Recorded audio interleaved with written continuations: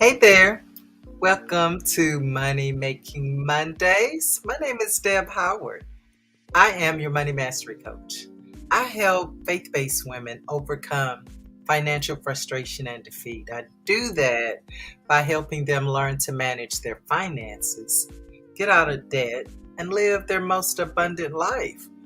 We focus on changing that belief system about money, but yeah, we'll talk about that as we move along. Today, we're talking about minding your money this month, I believe, on this podcast. And so today, I want to talk about something that I think will be near and dear to many hearts out there.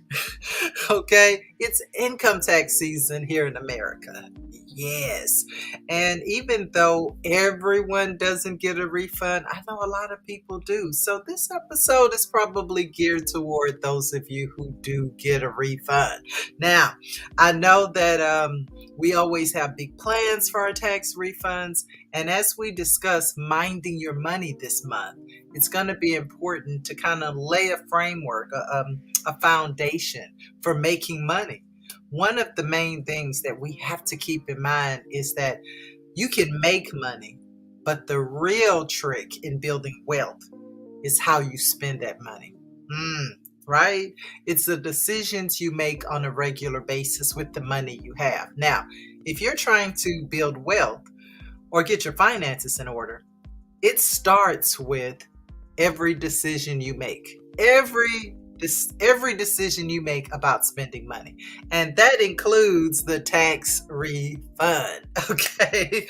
There's a commercial out there that always saying it's your money. So yeah, you can do what you want with it. But I want you to just consider, right? Making some adjustments with that tax refund this time.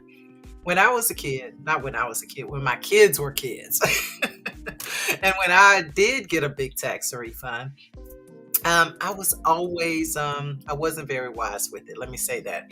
I always used it as the splurge money.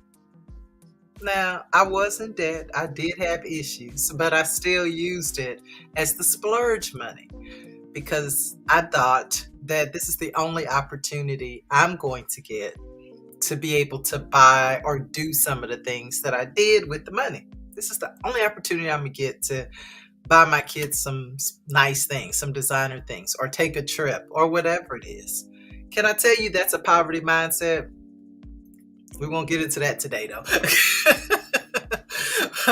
But it is a poverty mindset, but that's another story. What I want to do today is give you a few recommendations of what you can do with that tax refund if you get a tax refund. Now, the first thing I'm going to ask you is, are you in debt? If you're in debt, it would be wise to kind of look at that. But before you look at those bills, what I definitely want to make sure that you have is a rainy day fund and an emergency fund. If you don't have an emergency fund already, I would highly recommend saving some of your tax refund money and putting it aside. Now, do we know what a rainy day fund is? Do we know what an emergency fund is? It is money that is set aside for the unexpected things that I promise you will occur this year if you live long enough, right? So there are things like, something breaking down, maybe it's your car, maybe some unexpected medical bills, whatever. When you're trying to build wealth or when you're trying to make money, a lot of times what happens in the process is that things come along, right? That cause you to have to spend the money that you're working so hard to earn. So this is wisdom, right? Set aside some money.